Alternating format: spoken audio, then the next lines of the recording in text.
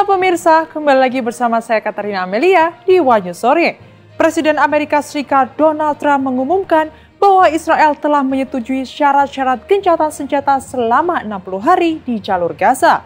Pengumuman ini disampaikan menjelang pertemuan Trump dengan Perdana Menteri Israel Benjamin Netanyahu. Informasi lainnya pemirsa, surat kabar Israel Haaretz mengungkap kontraktor militer Israel dibayar 5.000 shekel untuk setiap rumah warga Palestina yang mereka hancurkan di Gaza. Nilai itu setara lebih dari 24 juta rupiah per rumah yang dihancurkan. Pemirsa, inilah Wahyu Sore selengkapnya. Suriah dan Israel disebut berpotensi menggelar pertemuan langsung tingkat tinggi. Presiden sementara Suriah Ahmed al-Shara disebut siap menormalisasi hubungan dengan Israel, asalkan syarat tertentu dipenuhi.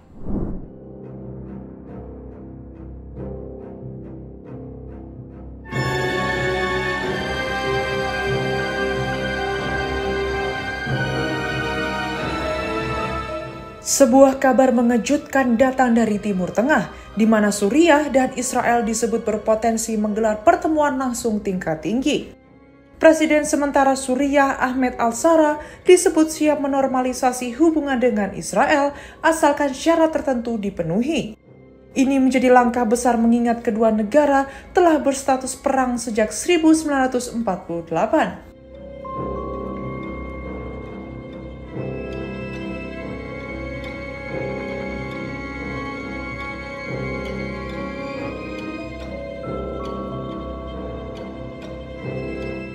Dalam pernyataan publiknya, al-Shara mengatakan era saling bom harus diakhiri dan keamanan kawasan perlu diutamakan. Uni Emirat Arab disebut sebagai mediator dalam pembicaraan rahasia antara Suriah dan Israel. Jalur komunikasi diam-diam mulai dibangun usai kunjungan al-Shara ke UEA pada April lalu.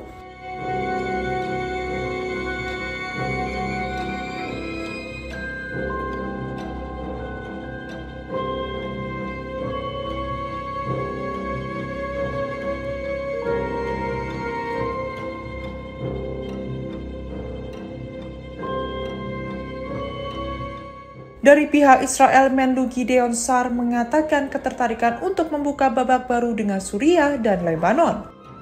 Namun ia menegaskan dataran tinggi Golan akan tetap menjadi bagian dari Israel.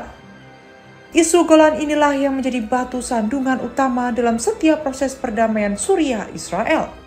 Suriah menuntut pengembalian penuh wilayah itu ke batas 4 Juni 1967. Pergantian rezim di Suriah setelah tumbangnya Bashar al-Assad membuka peluang politik baru.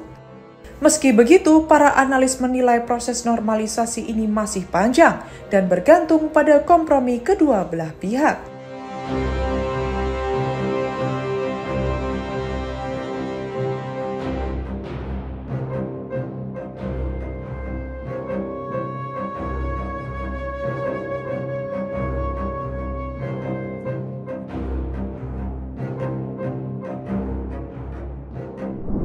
Tiga jurnalis Turki ditahan kejaksaan karena kartun satir Nabi Muhammad dan Nabi Musa.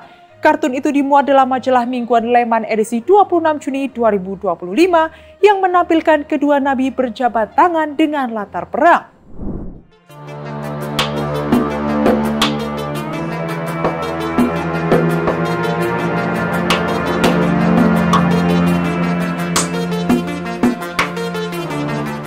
Presiden Turki Tayyip Erdogan mengecam kartun majalah satir Leman yang menggambarkan Nabi Muhammad dan Nabi Musa.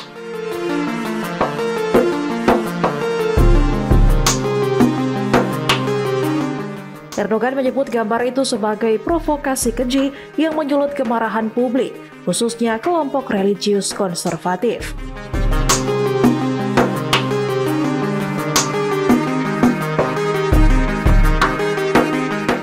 Kartun itu diterbitkan beberapa hari setelah perang 12 hari antara Israel dan Iran berakhir.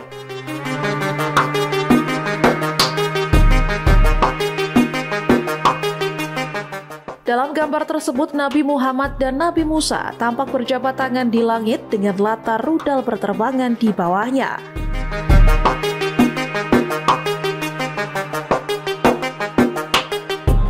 Kartun itu langsung menuai kritik dan dianggap sebagai kejahatan kebencian Islamofobia.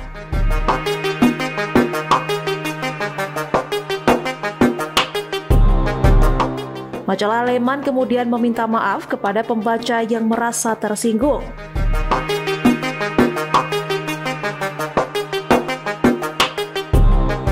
Mereka menegaskan bahwa kartun tersebut tidak merujuk kepada Nabi Muhammad secara langsung, namun kemarahan publik terlanjur memuncak.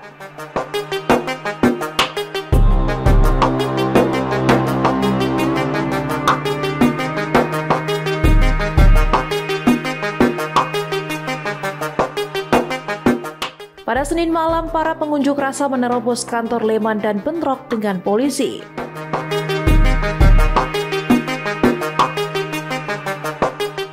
Seorang demonstran bahkan memanjat gedung sambil mengibarkan bendera Islam.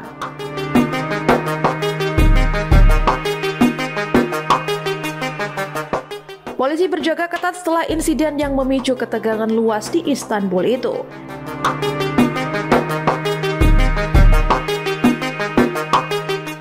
Sementara itu, 4 kartunis majalah Leman telah ditangkap untuk penyelidikan lebih lanjut.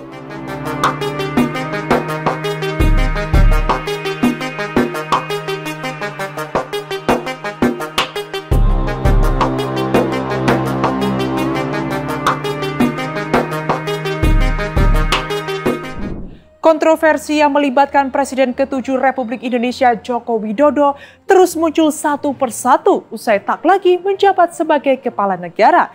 Tak hanya pribadi Jokowi, keluarganya pun tak luput dari serangan. Berikut sederet kontroversinya.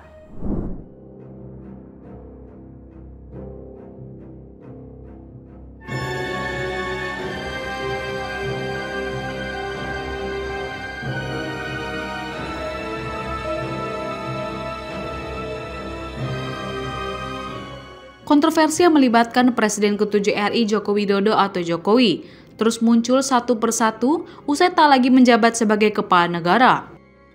Setelah kasus dugaan ijazah palsu, muncul tuduhan-tuduhan lainnya. Di antaranya, Jokowi dituduh jadi dalang kecelakaan putra Amin Rais tahun 2020 lalu, hingga disebut perintahkan impor gula dalam kasus Tom Lembong. Tak hanya pribadi Jokowi, keluarganya pun tak luput dari serangan. Berikut sederet kontroversinya. Putra sulung Jokowi yakni Gibran Raka Buming Raka, yang kini menjabat wakil presiden, diusulkan dimakzulkan oleh Forum Purnawirawan Prajurit TNI beberapa waktu lalu.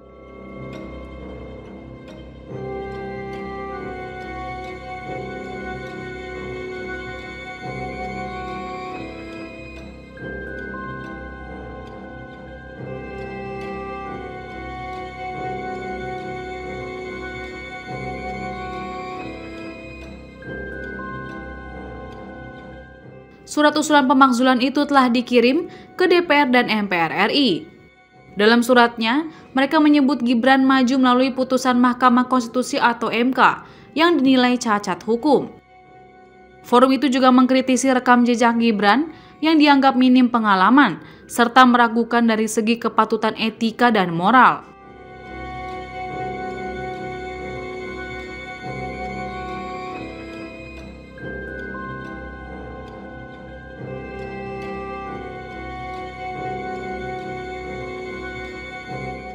Kini, giliran menantu Jokowi, yakni Bobi Nasution yang tampaknya ikut diserang.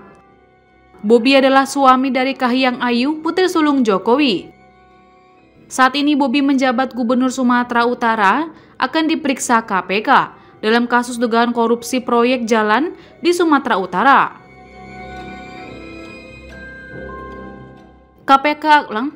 KPK akan menelusuri aliran uang dari perkara korupsi yang menyeret salah satu anak buah Bobi, yaitu Kepala Dinas PUPR Sumatera Utara. Total nilai proyek mencapai 231,8 miliar rupiah, dan KPK menyatakan masih akan menelusuri dan mendalami proyek-proyek lainnya. Terkait hal itu, Bobi menyerahkan hal itu atau follow the money ke KPK. Ia juga menyatakan kesiapannya diperiksa oleh penyidik KPK terkait kasus dugaan suap yang melibatkan orang kepercayaannya, yaitu Topan Obaja Putra Ginting.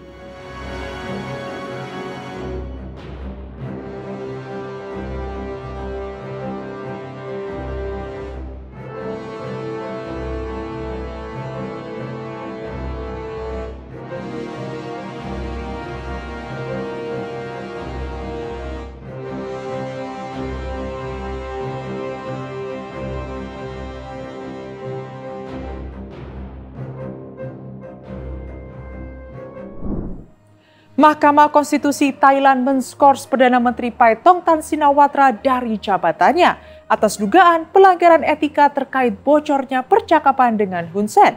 Pemerintah Thailand kini dipimpin pelaksana tugas, sementara koalisi kian rapuh dan terancam mosi tidak percaya.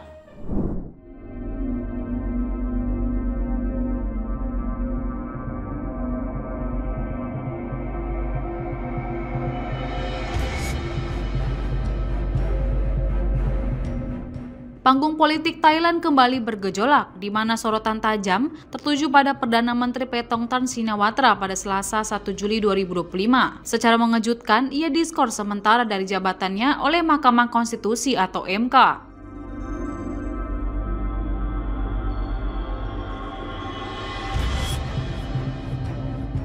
Skorsing ini melucuti seluruh wewenang eksekutif Paetongtarn selama proses persidangan berlangsung.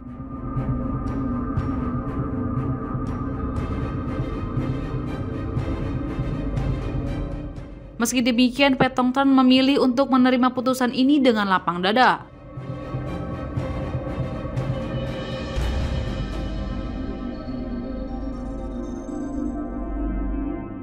Drama ini bermula pada Juni lalu ketika percakapan telepon antara Paetongtarn dan Hun Sen mencuat ke permukaan.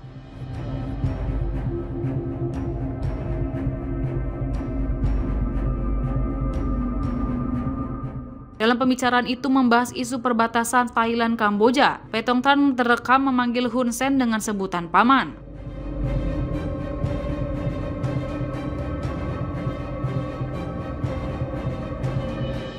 Tak hanya itu, ia juga meminta ex-PM Kamboja tersebut untuk tidak mendengarkan pihak lain yang disebutnya sebagai lawan.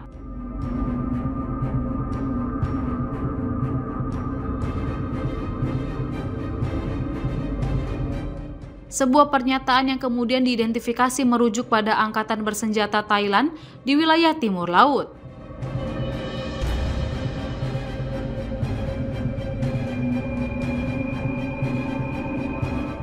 Pernyataan ini sontak memicu reaksi keras di Thailand, mengingat peran sentral militer dalam lanskap politik kerajaan. Ucapan Paetongtarn dianggap melemahkan posisi mereka.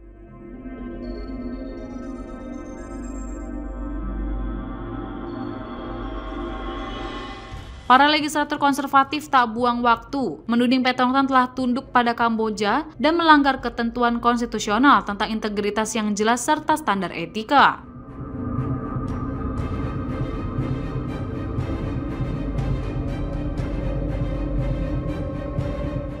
Gelombang kekecewaan publik pun tak terhindarkan. Kasus ini memicu demo besar-besaran di Thailand, terutama di ibu kota Bangkok.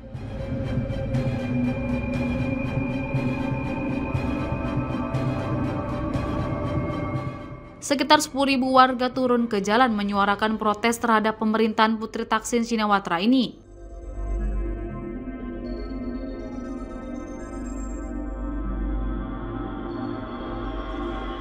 Kini, nasib Paetongtarn sebagai Perdana Menteri Thailand berada di ujung tanduk.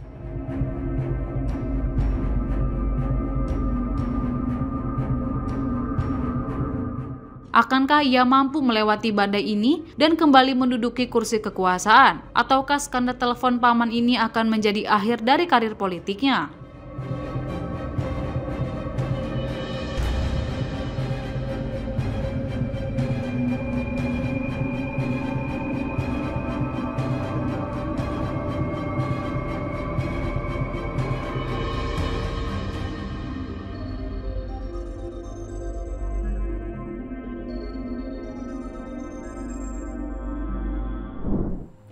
Presiden Amerika Serikat Donald Trump mengumumkan bahwa Israel telah menyetujui gencatan senjata selama 60 hari di jalur Gaza, sambil mendesak kelompok Hamas untuk menerima kesepakatan tersebut demi mencegah memburuknya konflik di kawasan tersebut.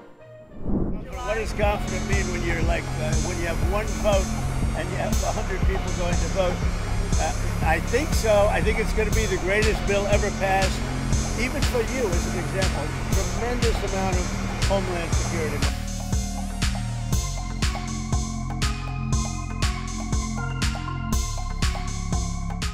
Presiden Amerika Serikat Donald Trump mengumumkan bahwa Israel telah menyetujui syarat-syarat gencatan senjata selama 60 hari di jalur Gaza.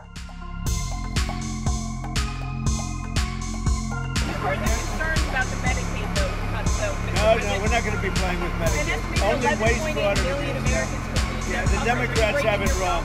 Yeah, waste, fraud, and abuse. In fact, if you look at Trump juga mengingatkan kelompok Hamas agar menerima kesepakatan tersebut untuk mencegah memburuknya situasi di wilayah tersebut. They have no idea what they're doing. Just like they don't have any idea what they did on the border, they have no idea. Pengumuman ini disampaikan menjelang pertemuan Trump dengan Perdana Menteri Israel Benjamin Netanyahu yang dijadwalkan berlangsung di Gedung Putih pekan depan.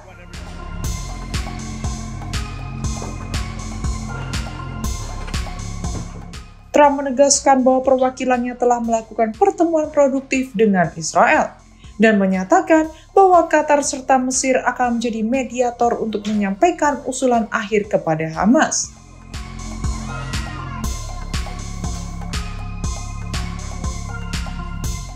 Trump berharap Hamas menerima kesepakatan demi kebaikan Timur Tengah dengan menekankan bahwa kondisi hanya akan memburuk jika penolakan terus berlanjut.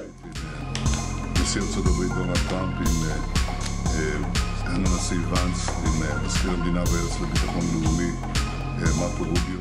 Sementara itu, Netanyahu menghadapi tekanan politik dari sayap kanan koalisinya yang menolak gencatan senjata, serta dari keluarga Sandra yang menuntut pembebasan.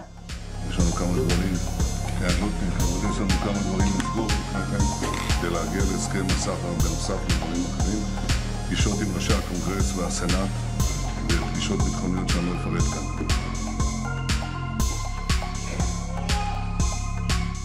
Pertemuan antara Netanyahu dan Trump diperkirakan akan membahas beberapa hal, di antaranya seperti pelaksanaan gencatan senjata, peta jalan menuju solusi jangka panjang, dan langkah-langkah keamanan selama masa jeda konflik berlangsung. Amerika Serikat resmi menyetujui penjualan senjata senilai 510 juta dolar Amerika Serikat atau sekitar 8,2 triliun rupiah ke Israel. Paket bantuan militer ini berupa ribuan kit Joint Direct Attack Munition atau JDAM.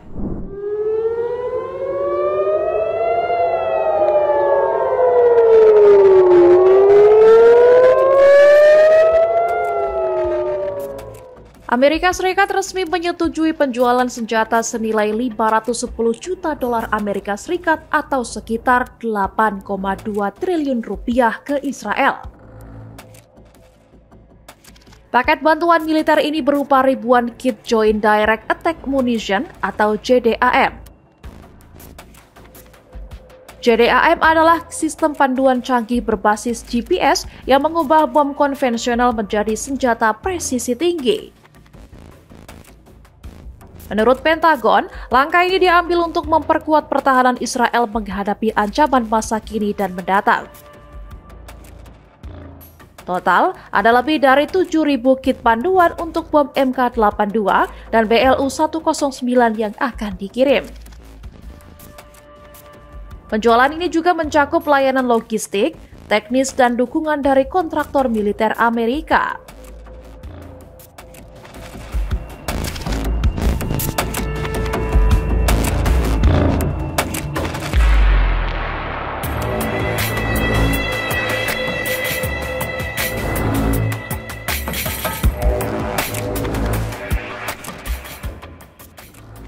Washington menegaskan komitmennya terhadap keamanan Israel sebagai kepentingan nasional Amerika Serikat. Langkah ini dilakukan setelah Israel disebut mulai kehabisan amunisi akibat perang terbuka dengan Iran sejak 13 Juni lalu. Saat itu Israel menggempur situs nuklir Iran, didukung Amerika Serikat yang menjatuhkan bom penghancur bunker. Serangan itu menewaskan sejumlah ilmuwan dan pejabat tinggi militer Iran.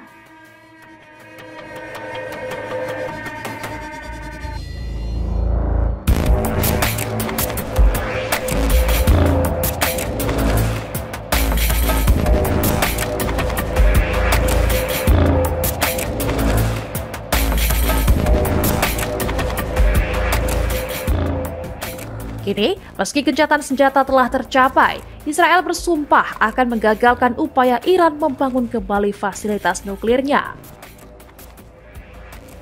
Sementara Iran bersikeras bahwa program nuklirnya murni untuk kepentingan sipil. Surat kabar Israel Haaretz mengungkap kontraktor militer Israel dibayar 5.000 shekel untuk setiap rumah warga Palestina yang mereka hancurkan di jalur Gaza. Nilai itu setara lebih dari 24 juta rupiah per rumah yang dihancurkan.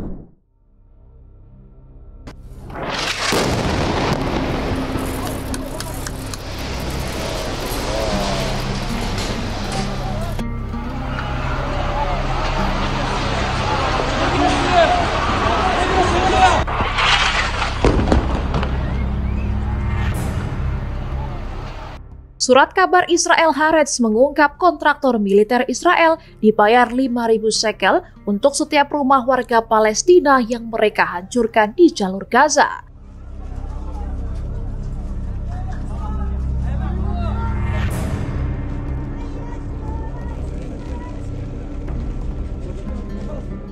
Nilai itu setara lebih dari 24 juta rupiah per rumah yang dihancurkan. Seorang tentara Israel di Gaza mengaku para kontraktor menghasilkan banyak uang dari penghancuran ini. Ia menyebut jika kontraktor tidak menghancurkan rumah, itu dianggap kerugian finansial dan tentara harus memastikan mereka tetap bekerja.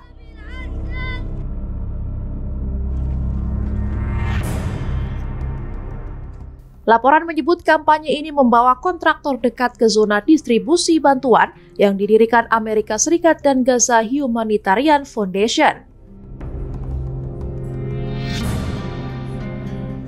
Di titik itu, warga Palestina berkumpul untuk mencari makanan dan bantuan.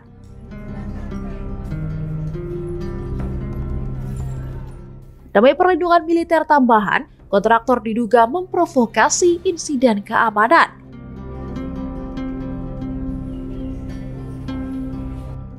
Akibatnya, tentara Israel menembaki warga sipil yang sedang mencari bantuan.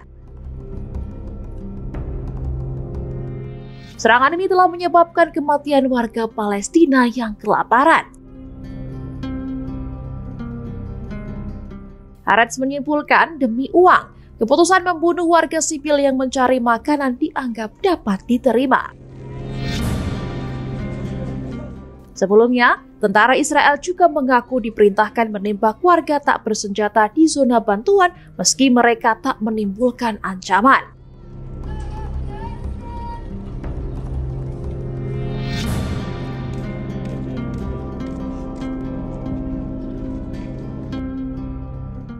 Menurut otoritas Gaza, setidaknya 549 warga tewas di sekitar pusat bantuan sejak akhir Mei lalu.